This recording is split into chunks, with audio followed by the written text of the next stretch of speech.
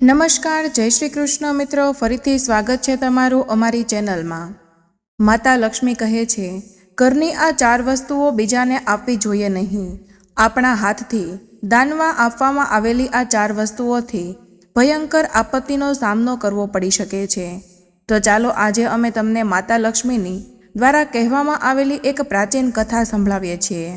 આ કથાના માધ્યમથી તમને ખબર પડી જશે કે એક સ્ત્રીએ પોતાના ઘરની એવી કઈ વસ્તુઓ છે જેને બીજાને આપવી જોઈએ નહીં. જે કોઈ સ્ત્રી આ વસ્તુઓ બીજાને આપે છે તેના ઘરને માતા લક્ષ્મી છોડીને જતા રહે છે. એટલા માટે મિત્રો તમે આ કથાને અંત સુધી જરૂર સાંભળજો, કેમ કે અધૂરું જ્ઞાન ઝેર સમાન ઘાતક હોય છે. જે કોઈ આ કથાને પૂરી સાંભળશે માતા લક્ષ્મી તેની જોડી ખુશીઓથી ભરી દેશે. તો ચાલો તે પ્રાચીન કથાને સાંભળીએ. મિત્રો, કથા શરૂ કરતા પહેલાં તમને વિનંતી છે કે આ વિડીયોના અંત સુધી જોડાયેલા રહેજો અને વિડીયો પસંદ આવે તો લાઈક અને શેર કરજો. જો હજુ સુધી તમે અમારી ચેનલને સબસ્ક્રાઈબ ના કરી હોય તો અત્યારે જ સબસ્ક્રાઈબ કરી દેજો તથા કમેન્ટ બોક્સમાં જય મા લક્ષ્મી અને હર હર મહાદેવ જરૂરથી લખી દેજો, જેથી માતા લક્ષ્મી અને ભગવાન ભોલેનાથની કૃપા આપણા સૌ પર નિરંતર બની રહે. તો ચાલો કથા શરૂ કરીએ. મિત્રો, પ્રાચીન સમયની વાત છે. મધ્ય દેશમાં એક અત્યંત શોભાયમાન નગરી હતી. તે નગરીમાં એક સુકન્યા નામની સ્ત્રી પોતાના પતિ અને સાસુ સસરા સાથે રહેતી હતી. સુકન્યા એક પતિવ્રતા નારી હતી, જે સત્ય ધર્મનું પાલન કરવામાં તત્પર રહેતી અને ઘરના કામકાજમાં ખૂબ જ નિપુણ હતી. સુકન્યાનો સ્વભાવ ખૂબ જ દયાળુ હતો. તે હંમેશા બીજાની મદદ કરતી હતી. સુકન્યાનો પતિ સંજય એક વૈશ્ય હતો. તેની અનાજ કરિયાણાની એક દુકાન હતી. તે બજારમાં લોકોની જરૂરિયાતની વસ્તુઓ વેચતો હતો. સુકન્યા પોતાના પતિને ખૂબ જ પ્રેમ કરતી હતી. તે પોતાના પતિને જ પરમેશ્વર માનતી હતી અને તેમની સેવા કરતી. સુકન્યા દરરોજ તેના પતિના પહેલા જાગી જતી અને ઘરના આંગણામાં સાફ સફાઈ કરતી હતી અને પછી આંગણામાં રંગોળી બનાવીને તેને સજાવતી હતી. ત્યારબાદ તે પોતાના ઘરને સ્વચ્છ કરતી. પછી સ્નાન આદિ કર્યા પછી પૂરા કરીને તે તુલસીને જળ અર્પણ કરતી અને પછી દેવી દેવતાઓનું પૂજન કરતી. આ રીતે તે દરરોજ પોતાના નિત્યક્રમ મુજબ બધા કાર્ય કરતી હતી. સુકન્યાએ ક્યારેય પણ કોઈનો અનાદર નહોતો કર્યો. તે હંમેશા બધાની સાથે ખૂબ જ મધુર વાણીથી વાત કરતી હતી. બધા લોકો તેને જોઈને કહેતા કે આ તો સાક્ષાત માતા લક્ષ્મીના ગુણોવાળી સ્ત્રી છે. તે પોતાના પરિવારનો કેટલો સારી રીતે ખ્યાલ રાખે છે. આ સિવાય સુકન્યા દાન ધર્મ કરવામાં પણ હંમેશા આગળ રહેતી હતી. તેના ઘરના દરવાજે જે કોઈ પણ ભિક્ષુક આવતા હતા તેમને તે દાન આપ્યા વગર પાછા નહોતા મોકલતી. તેના દ્વારાથી કોઈ પણ ખાલી નહોતું જતું. કોઈ ભૂખ્યો વ્યક્તિ તેના દ્વાર પર આવતો તો તેને ભરપેટ ભોજન કરાવીને પાછા મોકલતી હતી. જેના કારણે તેમના દ્વાર પર આવેલા બધા જ ભિક્ષુક અને સાધુ સંતો તેને આશીર્વાદ આપીને જતા હતા. આટલું જ નહીં, સુકન્યા તેના પાડોશીઓની પણ ખૂબ જ મદદ કરતી હતી. તેના પાડોશમાં જે કોઈ દુઃખી અને ગરીબ લોકો રહેતા હતા તેમને પણ તે દરરોજ ભોજન આપતી હતી. પાડોશીઓને જે કોઈ વસ્તુની જરૂર પડતી તેને સુકન્યા વિચાર્યા કર્યા વગર જ આપી દેતી હતી. જેના કારણે સુકન્યાના પાડોશીઓ પણ તેને ખૂબ જ સન્માન આપતા હતા. તેઓ કહેતા, આ સુકન્યા તો સાક્ષાત દેવી છે. દેવી સાક્ષાત માતા અન્નપૂર્ણાએ જ સુકન્યાના રૂપમાં જન્મ લીધો છે. લોકો જ્યારે પણ સુકન્યાની પ્રશંસા કરતા ત્યારે તે બધા સુકન્યા વિશે હંમેશા સારી જ વાતો કરતા હતા.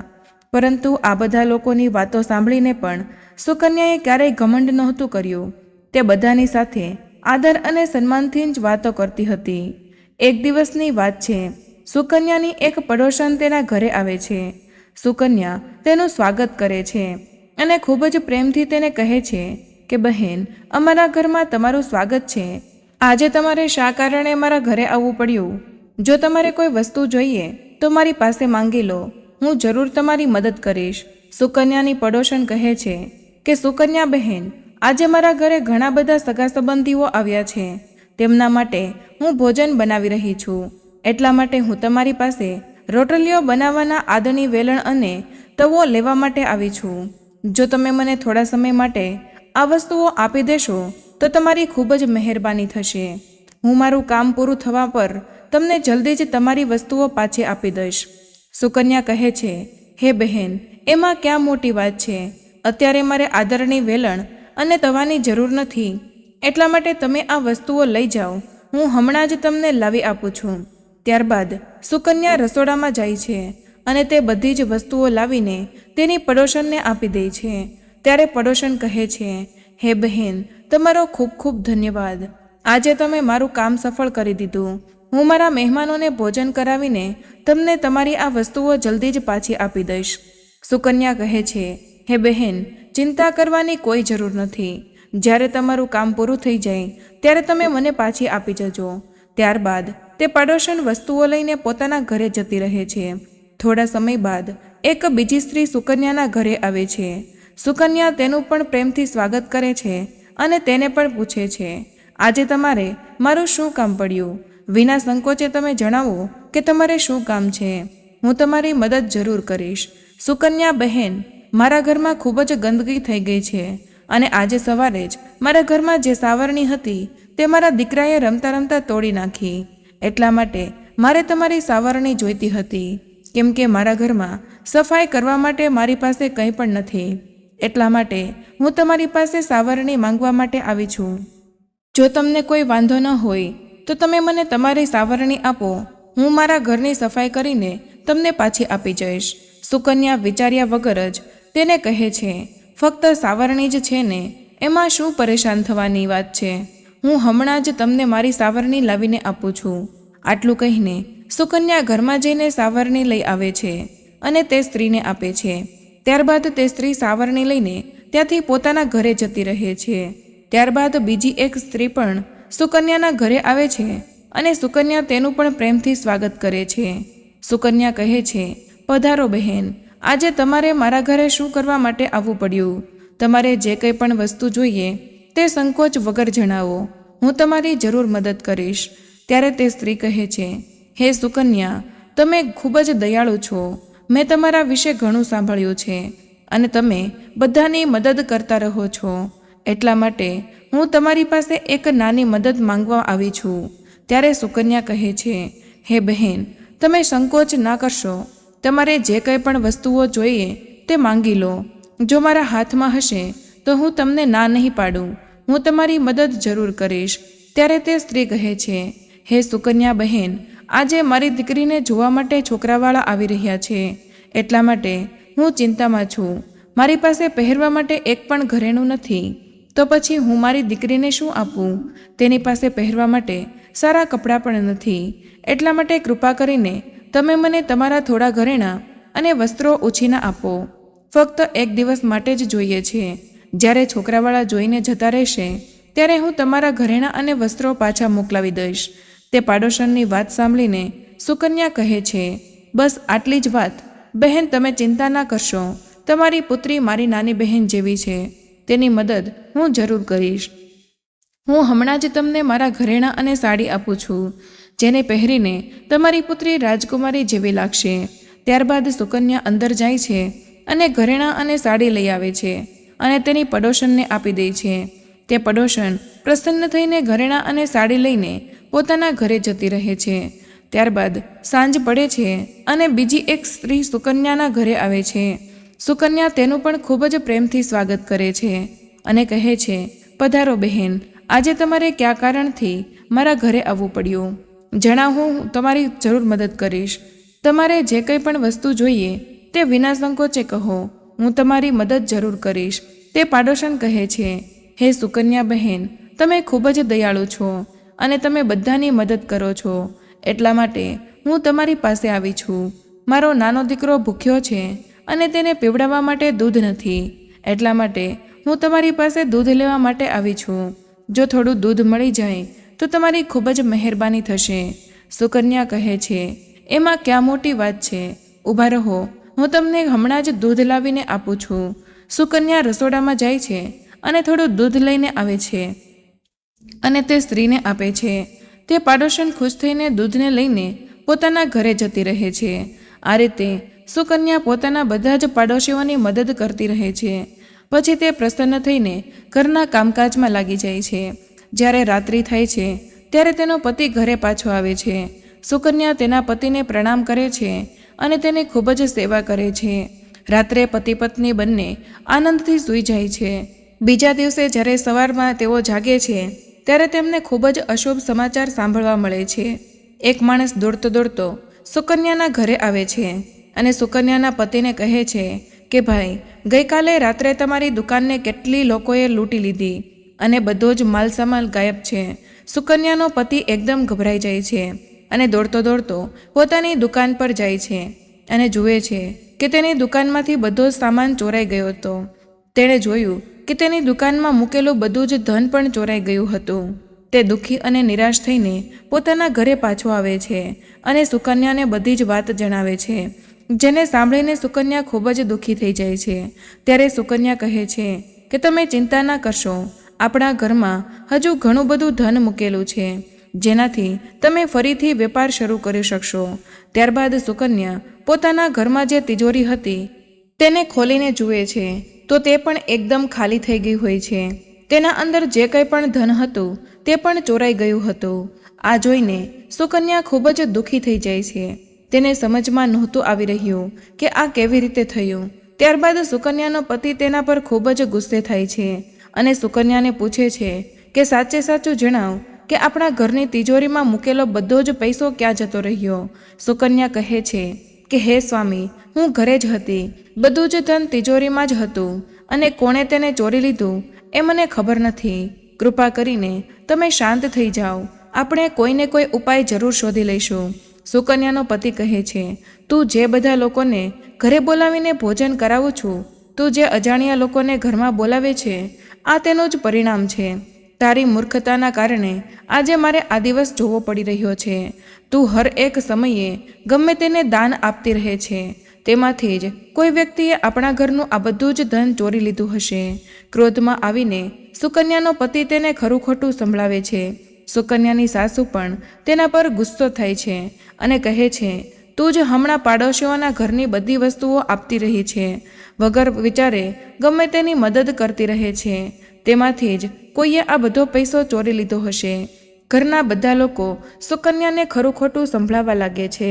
ત્યારબાદ સુકન્યા પોતાના પતિને સાંત્વના આપતા કહે છે કે હે સ્વામી, મેં મારા ઘરેણાં આપણી એક પાડોશનને આપ્યા છે, હું તેની પાસેથી ઘરેણાં લઈને પાછી આવું છું. ત્યારબાદ સુકન્યા તે ગરીબ પાડોશનના ઘરે જાય છે. ત્યારે તે જુએ છે કે તેના ઘરે કોઈ હોતું નથી. તે સ્ત્રી પણ પોતાના ઘરને છોડીને સુકન્યાના ઘરેણાં લઈને ભાગી ગઈ હતી. સુકન્યા નિરાશ થઈને પોતાના ઘરે પાછી આવે છે અને પોતાના પતિને બધી જ વાત જણાવે છે. સુકન્યાની વાત સાંભળીને તેનો પતિ ગુસ્સાથી લાલચોળ થઈ જાય છે અને સુકન્યાને ખરું ખોટું સંભળાવવા લાગે છે. તેનો પતિ કહે છે કે તારી આ મૂર્ખતાને કારણે જ આજે મારી આ પરિસ્થિતિ થઈ છે. તારા કારણે જ આપણું બધું જ ધન અને વૈભવ જતું રહ્યું છે. તારી દાન કરવાની આ આદતને કારણે જ આપણા પર આટલી મોટી મુસીબત આવી પડી છે. હવે તું આ ઘરમાં નહીં રહી શકે, તું અત્યારે જ આ સમયે આ ઘરને છોડીને જતી રહે. સુકન્યા કહે છે, હે સ્વામી, તમારા સિવાય મારું આ દુનિયામાં કોઈ નથી, હું તમને છોડીને ક્યાં જઈશ. સુકન્યા પોતાના પતિને હાથ જોડીને વિનંતી કરે છે, પરંતુ તેનો પતિ તેની એક પણ વાત સાંભળતો નથી અને સુકન્યાને પોતાના ઘરેથી ધક્કા મારીને કાઢી મૂકે છે. તે કહે છે, તું અહીંથી જતી રહે અને ક્યારેય પણ પાછી મારા ઘરે આવતી નહીં. સુકન્યા પોતાના પતિને હાથ જોડીને વિનંતી કરતી રહે છે, હે સ્વામી, તમે આવું ના કરશો, મેં કોઈ અપરાધ નથી કર્યો, તમારા વગર હું નહીં જીવી શકું, મને તમે તમારા ઘરમાંથી કાઢી ના મૂકશો.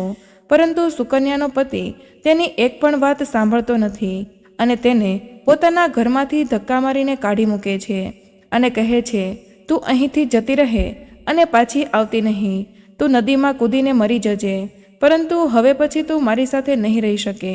ત્યારબાદ સુકન્યા દુઃખી થઈને રડતા રડતા પોતાના પતિના ઘરને છોડીને જતી રહે છે.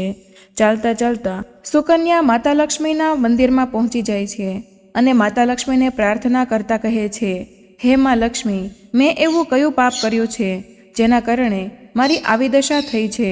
હે મા લક્ષ્મી, હું તો દરરોજ તમારી પૂજા કરતી હતી, તો પછી તમે મારું ઘર કેમ છોડી દીધું? કૃપા કરીને તમે મને જણાવો કે મેં એવો કયો અપરાધ કર્યો છે કે જેના કારણે તમે મારાથી રિસાઈ ગયા છો. ત્યારબાદ સુકન્યા ત્યાં બેસીને વિચારવા લાગી છે, જો મારા પતિ મારો સ્વીકાર નહીં કરે તો પછી જીવીને હું શું કરીશ?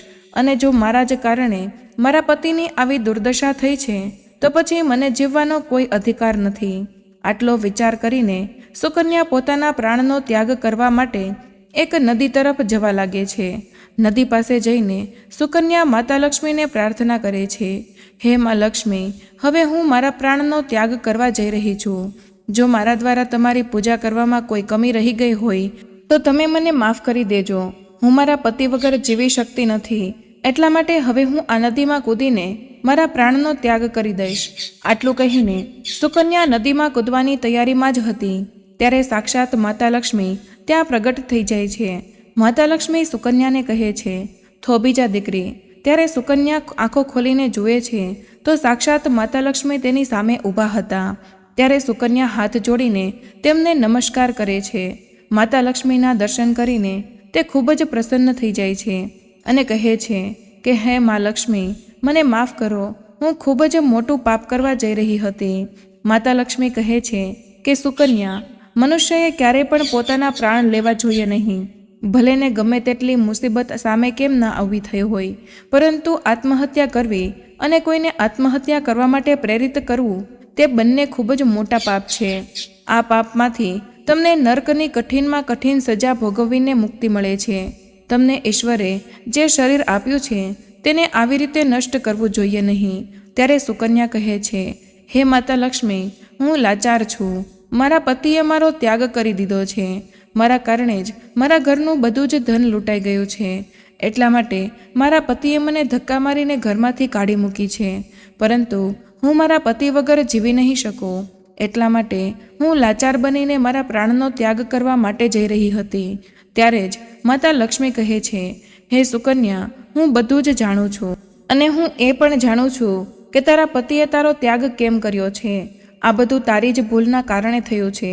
તે અજાણતા કેટલાય એવી વસ્તુઓનું દાન કર્યું હતું જેના કારણે મારે તારા ઘરને છોડીને જવું પડ્યું. જે કોઈ સ્ત્રી પોતાના ઘરની આ 4 વસ્તુઓને બીજાને આપે છે તેના ઘરમાં મારો વાસ થતો નથી. હું તે વસ્તુઓની સાથે જ તેમના ઘરને છોડીને જતી રહું છું. ત્યારે સુકન્યા કહે છે કે હે માં, એવી કઈ વસ્તુઓ છે તે કૃપા કરીને મને જણાવો. મેં એવી કઈ વસ્તુઓનું દાન કર્યું હતું કે જેના કારણે તમે મારા ઘરનો ત્યાગ કર્યો છે?